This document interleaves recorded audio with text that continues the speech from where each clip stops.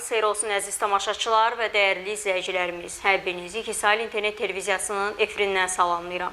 Bizimlə siyasi baxış verişini izləyirsiniz. Əziz tamaşaçılar, 26 iyun Silahlı Qüvvələr Günü yaxınlaşır. Azərbaycan ordusunun yaranmasının bu əlamətdar günü təkcə bir tarix deyil, həm də xalqımızın dövlətçilik iradəsinin, güclü orduya sahib olma əzminin təntənəsidir.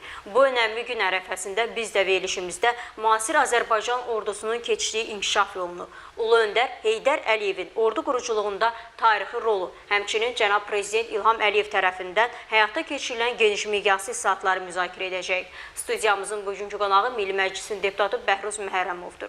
Xoş gəldiniz Bəhruz müəllim. Hər vaxtınız xeyir olsun. Dəvətimizi qəbul edib gəldiyiniz üçün təşəkkür edirik.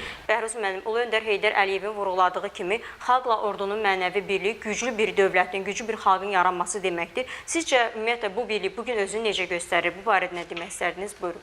Təşəkkür edirəm. Bilirsiniz ki, bəzi faktlar, bəzi ideyalar və bəzi hədəflər qiymətləndirilməsi üçün real addımlara baxılmalıdır. Ötən dövr ərzində Azərbaycan müstəqillik qazandıqdan sonraki periodda Azərbaycanın ordu quruculuğu prosesinə diqqət etsək, həqiqətən də unikal bir nümunə görmüş olaraq. Bilirsiniz ki, hələ Sovet dövründə Ulu Öndərin Azərbaycana ilk dəfə rəhbərlik etdiyi dövrdə baxmayaraq ki, Azərbaycan rəsmən ittifaq dövləti idi və Azərbaycanın özünün ordu quruculuğu prosesi barədə danışmağa dəyməzdi. Amma buna baxmayaraq Ulu Öndər böyük uzaqgörənliklə Azərbaycanda ordu quruculuğu prosesi başladı və hələ Sovet dövründə Cəmşid Naxçıvanski adına hərbi liseyin yaradılması bu Azərbaycanda milli hərbi kadrların formalaşması üçün təkan oldu. Eyni zamanda yalnız bununla kifayətlənmədik. Sovet İttifaqı güclü bir держава idi və onun müxtəlif bölgələrində müxtəlif güclü ali hərbi məktəblər var idi. Ulu Öndərin birbaşa rəhbərliyi və özünün ideyası ilə, istər onun Azərbaycana rəhbərlik etdiyi dövrdə, istər də SSR-də Nazirlər Sovetinin sədrinin birinci müavini olduğu dövrdə Azərbaycandan çox saylı kadrlar Sovet ali hərbi məktəblərində çox ciddi şəkildə hərbiçi kimi yetişdilər və Azərbaycan müstəqillik qazandıqdan sonra Azərbaycanın artıq kifayət qədər əsaslı kadr hazırlığı olan bir bazası var idi. Amma buna baxmayaraq o dövrdə ölkəni yaramaz, yarıtmaz bir siyasətin əhatə etməsi, 90-cı illərin əvvəllərində antimilli mövqeyinin hakim olması, idarəçiliyin milli düşüncədə olmaması və mövcud idarəçilərin isə ancaq xəzinəni, büdcəni, mövcud ehtiyatları Heydər Əliyevin 69-87-ci illər ərəfəsində Azərbaycan üçün formalaşdırdığı potensialı talamağa qarışan və hakimiyyət naminə ölkədə torpaqları, milli mənafeləri satan adamların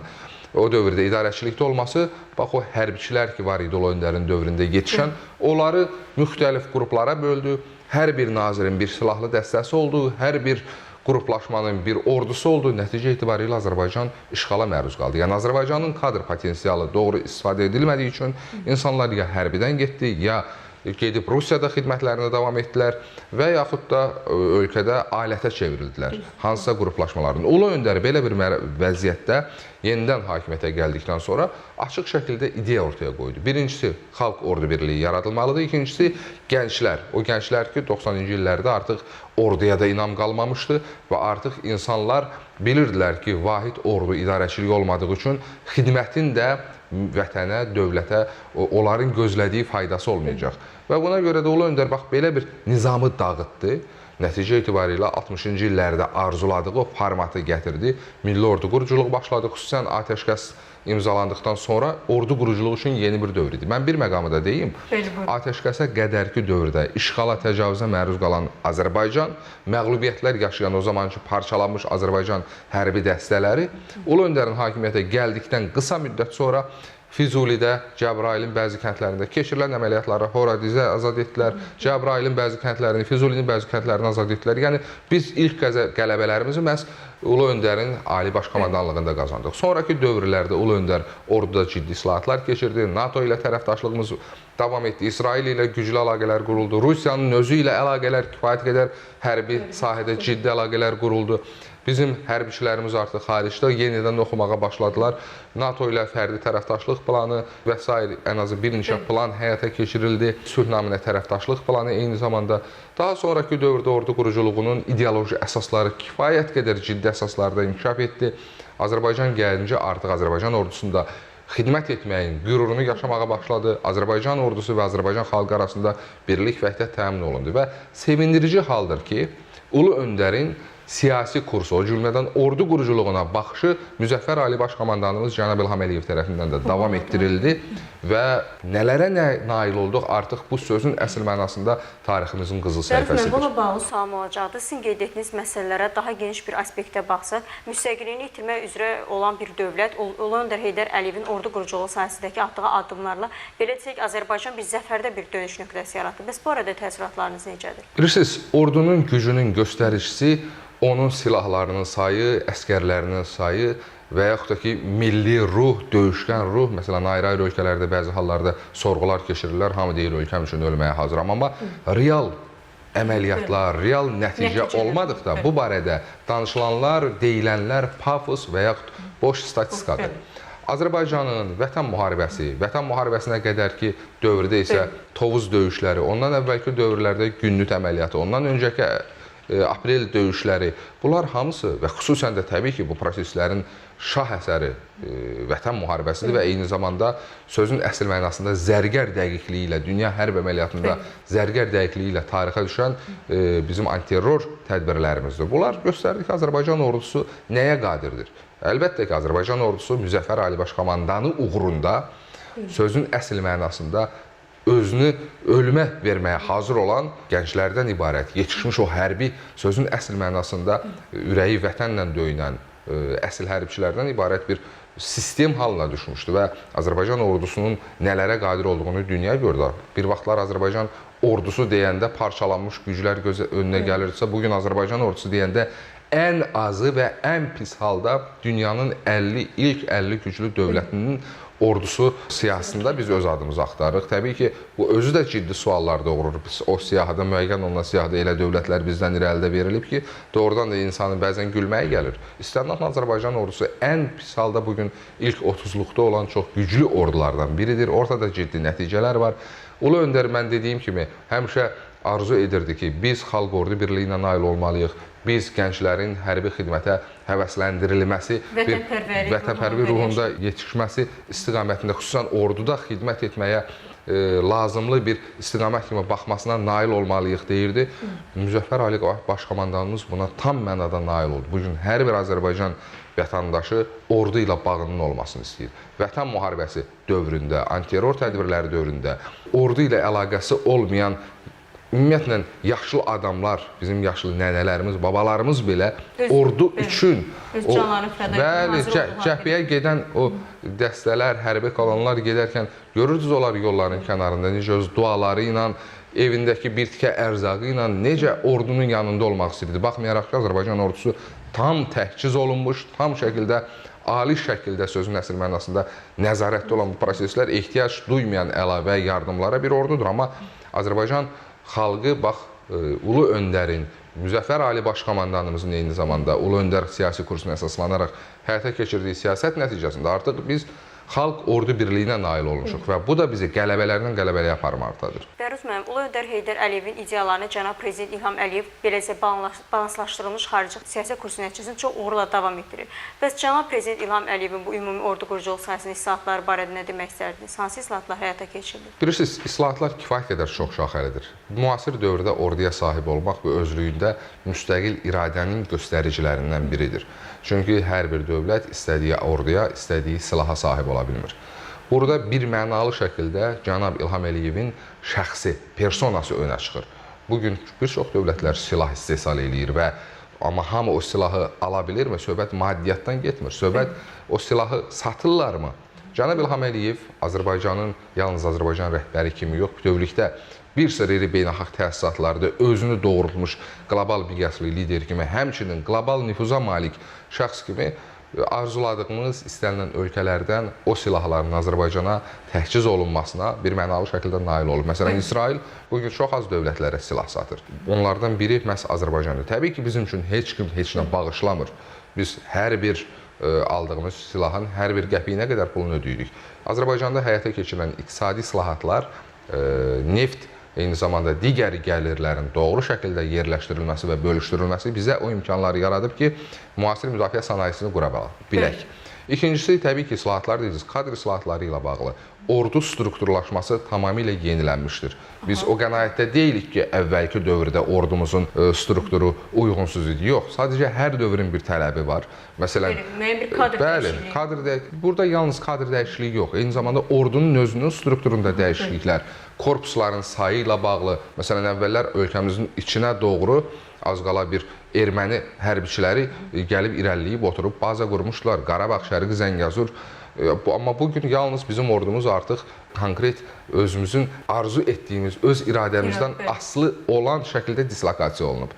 Yəni, şərti sərhədlərimiz istiqamətində. Eyni zamanda Azərbaycanda bilirsiniz ki, artıq hərbi kolleclər yaradıldı. Müvafiq olaraq ali hərbi təhsil müəssisələrinin iyerarxiyası müəyyənləşdirildi.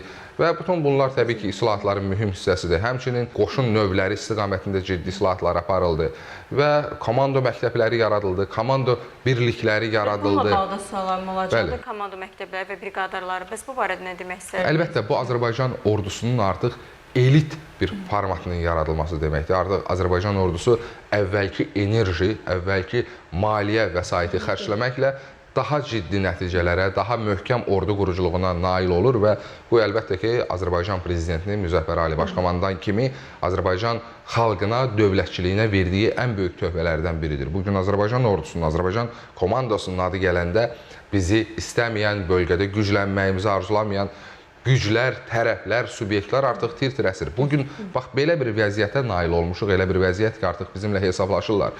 Bəli, Azərbaycanın güclü, balanslaşdırılmış xarici siyasət kursu var. Amma eyni zamanda bu xarici siyasət kursu həm də güclü dövlət tərəfindən, güclü orduya malik dövlət tərəfindən həyata keçiriləndə bu tamamilə başqa effekt verir. Azərbaycan prezidenti bugün Azərbaycanı Cənubi Qafqazın nəinki siyasi istiqamətlərə diktə edən liderdir, həm də güc mərkəzinə çevirə bilib və təbii ki, Azərbaycan xalqı da bunun fərqindədir və Azərbaycan xalqı Azərbaycanın güclü olmasını, gücün davam etməsini arzulayır. Bunun isə bir şərti var. Yalnız və yalnız cənab İlham Əliyevin siyasi kursu, ulu öndərimizin siyasi kursuna əsaslanan siyasi kursu bir mənalı şəkildə davam etməlidir. Cənab İlham Əliyev Azərbaycanın gücünün, güclü ordusunun qarantorudur və Azərbaycan xalqı da bunu çox yaxşı dərk edir. Bəhruz müəllim, Zəfər paradı təkcə bir qələbənin yox, həmçinin Azərbaycan və Türkiyə arasındakı ümumi qardaşlığın münasibəti idi. Bəs buna ümumi sizin təəssüratınız necədir? Dünyada çox az dövlətlər var ki, Zəfər paradı, sözün əsl mənasında Zəfər paradını keçirsin. Bəli, elə bir dövlət yox ki, onun müəyyən hərbi bayramı olmasın, ordu quruculuğu günü olmasın və s. Amma real qələbə qazanmış və real qələbəsini Zəfər paradında qeyd edən çox az saylı dövlət var. Məsələn, ətrafımızda belə dövlət yoxdur. Belə olan halda əlbəttə ki, Zəfər paradı Azərbaycan tarixinin qızıl səhifələrindən və möhtərəm cənab prezidentinin şah əsərlərindən biridir. Həmçinin bizə regiona və dünyaya da bir mesaj verir bu qardaşın. Bir məna, bilirsiniz, Zəfər artıq qələbənin elan olunması, Zəfər artıq triumfdur. Bu qələbənin, bu gücün davamlılığının elan olunmasıdır və Azərbaycanın bu prosesdə də yanında olan dostları, qardaşları var. Bir daha deyirik, biz heç kimdən birmənalı hərbi dəstək almamışıq. Biz aldığımız silahları, dəstəyi hər birinin son qəpiyinə qədər pulunu ödəmişik. Amma siyasi dəstək ki var, hansı ki o siyasi dəstəyi Azərbaycan da verir, eyni zamanda qardaşlarından Azərbaycan da alır. Məsələn, Türk-Azərbaycan tandemi sözün əsl mənasında unikal bir nümunədir, unikal bir istiqamətdir. Türkiyə ilk gündən Azərbaycanın yanında olub. Pakistan eyni zamanda ilk gündən Azərbaycanın yanında olub. Sadəcə bir məqam var. Burada lider amili çox vacibdir. Çünki Azərbaycan və Türkiyənin 90-cı illərin əvvəllərindəki münasibətləri, məsələn, bugünkü münasibətlərlə heç bir halda nə uyuşmur, nə müqayisə oluna bilməz. Deməli, bugünkü münasibətlərin təməlində ulu öndər siyasəti və möhtərəm cənab prezidentin özünün müəyyən etdiyi kurs dayanır. Və elə bilirsiniz ki, bugünlərdə də elə dünən də Kahramanmaraşda Azərbaycan məhəlləsinin açılışı göstərdi ki, Azərbaycan da ən çətin, dar gündə, gözlənilmədiyi anda qardaşının yanındadır, Türkiyənin yanındadır və biz yalnız bəyanatlarla, sözlərlə yox, 100 milyondan çox biz ora pul xərclədik, insanlarımız ürək qoydu, can qoydu, dövlətimiz ora sözün əsl mənasında böyük bir ciddi dəstək qoydu, bəli. bu əlbəttə ki, qardaşlıq nümunəsidir və Zəfər paradında da təbii ki, Türkiyə və Azərbaycan liderlərinin yanaşı olması çox ciddi mesaj idi və göstərdi ki, bizim qələbəmiz, eyni zamanda Türkiyə-Azərbaycan tandemi yalnız bu bölgənin yox, bütövlükdə dünyada sülhə, sabitliyə ciddi qanatlardan biri kimi çıxış etməkdədir. Bəhruz müəllim, Azərbaycanın güclü ordu siyasətini təkcə belə güclü ordu deməyək, yəni bütün islahatları sosial, iqtisadi, siyasi və s. bunu həzm edə bilməyən qüvvələr var. Bəs onlara hansı belə ifadələr və sözləri demək istərdiniz? Bilirsiniz, əgər biz təqribən 7-8 il əvvəl... Biz bunu həmçinin 44 gün Vətən müharibəsinə şahid olduq. Fransa, Hindistan, Yunanistan kimi digər ölkələr. Bilirsiniz, əgər biz bu barədə 7-8 il əvvəl danışsaydıq və yaxud elə çox uzağa getməyək 5 il, yarım 6 il əvvəl danışsaydıq, bu barədə narahatlıqlar yaşamalıydık, düşünməliydik narahat. Amma çünki o zaman Azərbaycan ərazisində Azərbaycanın təsir uşaqları mövcud idi. İşğalda idi ərazilərimiz, separatizm ocağı var idi bu bölgədə. Amma bugün Azərbaycanın ərazisində heç bir separatizm ocağı yoxdur. Azərbaycan prezidenti unikal, yenə deyirəm, unikal nümunə sözünü bugün birinci dəfə işlətdim, amma sözün əsl mənasında ifadə ediləcək sözdür bu. Azərbaycan prezidenti elə bir nümunə yaradıb ki, artıq biz separatizmə son qoymuşuq, işğala son qoymuşuq və belə bir halda əlbəttə tam yeni bir konfiqurasiyadan biz danışmalıyıq, tam yeni bir konfiqurasiya formalaşıb.